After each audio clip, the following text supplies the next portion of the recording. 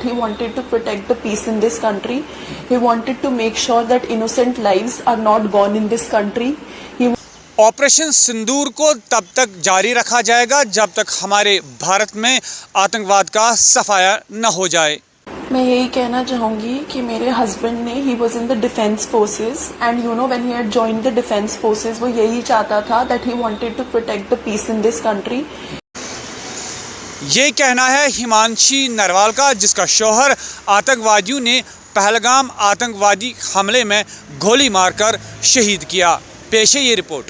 Definitely ये proud moment है पूरे नेशन के लिए। जिस तरीके से दो फीमेल ऑफिसर्स लीड कर रही थी, एक क्लियर सिग्निफिकेंट मैसेज दे रही थी that women are strong, they are brave.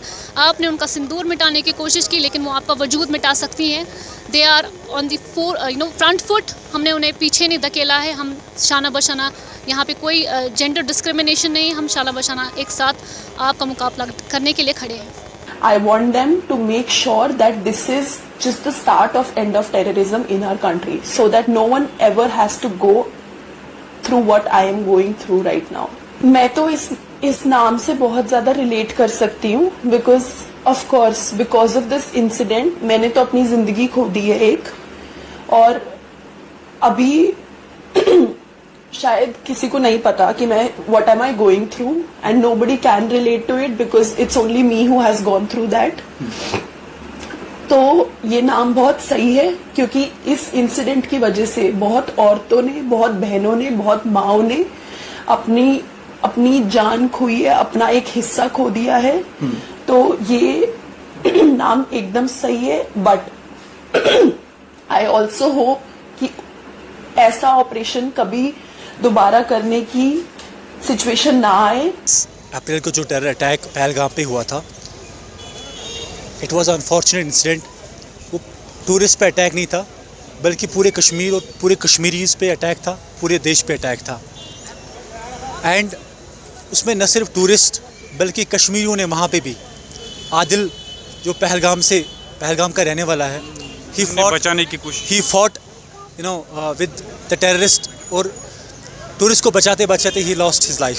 हम फ़ख्र महसूस करते हैं कि दो महिलाओं ने जो सेना से ताल्लुक़ रखते हैं उन्होंने उनको कड़ा जवाब दिया। सर पहली बात तो ये मैं आप बता रही हूँ कि दैट टू फीमेल्स जो एयरफोर्स में थी, I was not aware about this thing, but yes मैंने प्रेस कॉन्फ्रेंस देखी जहाँ पे there were two female officials there. One was female official, एक थी Muslim official and the other peoples, ठीक है, Sofia Qureshi. And actually what I understand कि जब पहलगाम अटैक हो गया वहाँ पे कुछ कपल्स थे, कुछ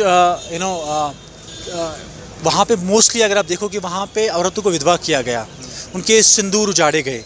एंड ये रिस्पॉन्ड था उनको कि आपने गलती की, आपको लगा कि यहाँ की जो औरतें हैं वो मासूम है, आपको ये लगा कि कश्मीर की जो हिंदुस्तान की जो औरतें हैं वो बुज़दिल है, बट उन्होंने आपको ये दिखाया कि आपने गलती की, आपकी गलत फहमी थी कि आपने ये समझा कि हिंदुस्तान की औरतें, कश्मीर की औरतें ये कमज़ोर है, बल्कि कमज़ोर नहीं, हम आपको जवाब देंगे, और जवाब भी मिला और बदला भी हो गया।